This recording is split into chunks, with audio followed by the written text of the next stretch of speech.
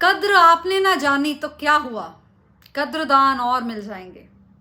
मैं बात कर रही हूँ यूएफए की, जिसने रिसेंटली H1B वीजा पे एक हैवी फी लगा दी है और एक तरह से बंद कर दिया है लोगों का वहां पर जाना। मैं कोई आम लोगों की बात नहीं कर रही हूँ, मैं वो टैलेंट की बात कर रही हूँ जो भर भर के यूएफए ने इंडिया से या और कंट्री से अपनी कंट्री में लाया और अपनी बहुत सारी कंपनीज को ग्रो किया।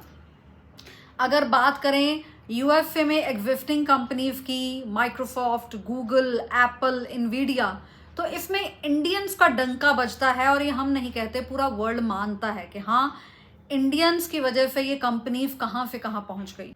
ये भी बात कहनी गलत नहीं होगी कि सिलिकॉन वैली को सिलिकॉन वैली बनाने में इंडियंस का बहुत बड़ा हाथ है और ये यूएस भी मानता है। पर अब जब यूएसए को लगता है कि उनको अब और लोगों को नहीं बुलाना है यूएसए में, तो एक ऐसा ऑप्शन लेके आ गए कि लोग और कंपनीज खुद ही आउटसाइडर्स को मत बुलाएं। पर मुझे लगता है कि अगर आप में हुनर है तो आपको कद्रदान सच में कहीं और किसी और जगह से मिल ही जाएंगे। कल ही मेरी बात हो रही थी मेरी एक फ्रेंड से कि बहुत सारे इंडियंस जो हुनरवान हैं अमेरिका में अपना करियर और अपनी सेटलमेंट को देख रहे थे, शायद अब उन सबको इंडिया वापस आना पड़े। पर मैंने उसको एक और विजन दिया कि मुझे नहीं लगता कि ये सारे लोग इंडिया वापस आ पाएंगे। आगे बढ़ने से पहले मैं थोड़ा सा H1B वीजा के ऊपर आपको बता दूं कि इतना जो शोर मचा हुआ है, आप कहेंगे कि क्या खास था H1B वीजा पे।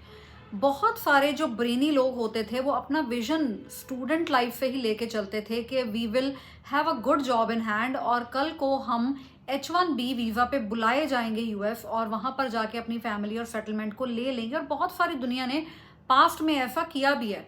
और वर्ल्ड वाइड जब H1B वीजा पे 1 लाख US डॉलर का फी लगाया गया तो बहुत सारे लोगों का जो ये ड्रीम था ये शायद चकनाचूर हो गया।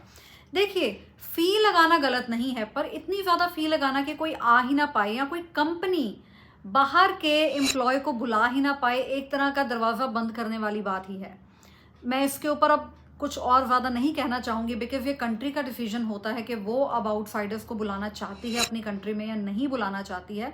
पर कहीं ना कहीं बीइंग इनटू वीजा इंडस्ट्री मुझे ये लगता है कि लोगों को टाइम ना देना ये गलत होता है। रातों रात एक चीज़ को इम्प्लीमेंट कर देना मुझे लगता है ये गलत होता है, क्योंकि वो शायद मैं भी हो सकती थी, वो आप देखने वाले भी हो सकते थे जो कल को H1B वीजा पे अपना करियर डिसाइड करने वाले थे। पर मुझे लगता है कि अगर आपके पास ब्रेन है और अगर आपके पास हुनर है तो आपको सच में कद्रदान और मिलेंगे।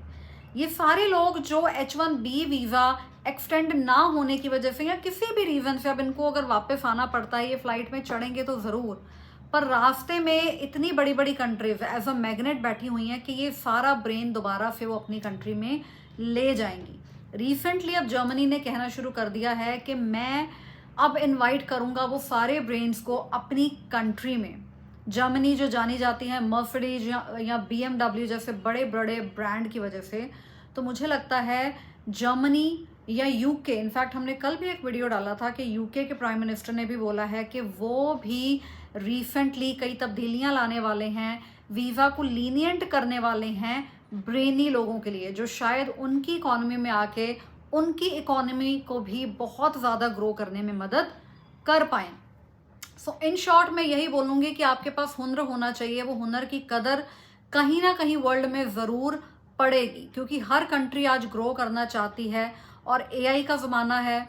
IT कहीं ना कहीं अब जाता दिख रहा है, पर AI जो है वो आता हुआ है और बहुत सारी कंट्री अब AI के बलबूते पे आगे बढ़ना चाहती है और मुझे लगता है उनको इंडियन ब्रेन्स की ज़रूरत तो डेफिनेटली पड़ेगी।